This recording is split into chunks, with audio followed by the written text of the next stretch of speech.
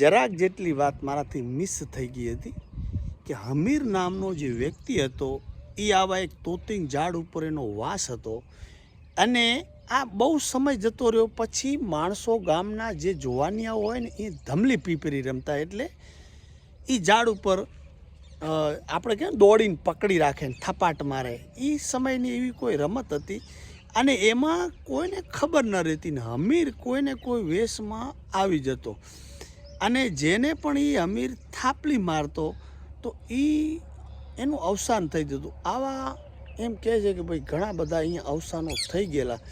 સમય જતા પછી એને થોડીક શોધ કરવામાં આવી કે ભાઈ હમીર નામનો વ્યક્તિ કોઈ અહીંયા એનો આત્મા છે અને અહીંયા આવું બધું થયા કરે છે અને પછી જે એની પાછળ કાંઈ સત્ય કાર્ય કર્યું હોય એના જીવની આત્માની શાંતિ માટે પછી કહેવાય છે કે એ ત્યાંથી શાંત પામ્યો. આવી બધી બી ભૂતોની કહાની આ ધરતીની અંદર ધરબાયેલી છે. આ વાત આવી છે, કેટલી સત્ય છે એ કાંઈ મને ખબર નથી. વાલા મિત્રો, એક 100 વર્ષ પહેલાંની આમ તો સત્ય ઘટના છે, પણ હવે એ ઘટનાને આપણે કથિત કહી શકીએ કેમ કે આપણી જોડે કોઈ એવો ઠોસ સબૂત નથી. વાત થોડીક એવી છે ડરાવની. એમ કહેવાય છે કે દૈયપ ગામ જે છે આપણે અહીંયા નૈયડનું, બરાબર, ત્યાંનો એક હમીર નામનો રબારી 100 વર્ષની આડેગાડે 100 વર્ષથી આવે કે 5-10 વર્ષ ઓછા હોય, ખરેખર એવી વાતો છે, કરુણ વાતો છે જે એનું ઉલ્લેખ કોઈ માણસ જોડે કે શાસ્ત્રોમાં ન હોય, પણ એવા ગણ્યા ગાંઠ્યા માણસોએ મને વાત કરી કે હમીરા નામનો રબારી કચ્છમાં દુકાળ ઉતારવા માટે ગયેલો. અંજારની આજુબાજુ ગાંધીધામનો એ ટાઈમે શાયદ જન્મ નહીં હોય અને ત્યાંથી એને કોઈ કારણસર ભગવાન એનું મૃત્યુ આવી રહ્યું છે, એનો સમય આવી રહ્યો છે, ત્યાં એ મૃત્યુ પામ્યો અને એને એક જીવનના કહેવાય ને અબરખા કે પોતાનું વતન, પોતાનું ઘર, પોતાનો પરિવાર કોને યાદ ના આવે. અને એ રબારી હતો. આ એક રબારીની એક વિશ્વાસની કેવી વાતો છે એના ધ્યાનમાં રાખીને આ હું વાત તમને કહી રહ્યો છું.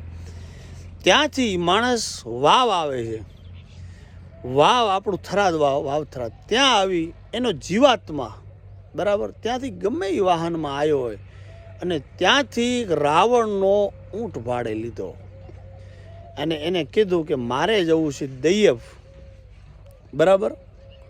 અને દૈયપ જ્યારે ગામનું આવું આ ઝાડનું એક ઉદાહરણ રૂપ આપી રહ્યો છું, બરાબર. દૈયપ જવું છે વાવથી એ એક ઊંટમાં, જે ઓડનો ઊંટ હોય કે કોઈ અન્ય વર્ણનો ઊંટ હોય, અને ત્યાંથી રવાનો થયો અને રસ્તામાં આવું એક તોતિંગ ઝાડ આવે છે અને એટલે ત્યાં એને કીધું કે ભાઈ મારું ગામ હવે આવી રહ્યું છે નજીક અને હવે દૈયપ ગામની અંદર તું જઈશ એટલે કામદાર વાણીઓ છે, એટલે હવે બહુ જૂનું એમનો કામદાર નામ હોય તો ભલે, અને મતલબ વાણીઓ છે, એને કીધું કે ત્યાં જઈ અને તું ભાડું લઈ લેજે. મેં એને ભલામણ કરી છે અને મારે થોડુંક અહીંયા કામ છે એટલે કામ પતાવીને હું આવું છું.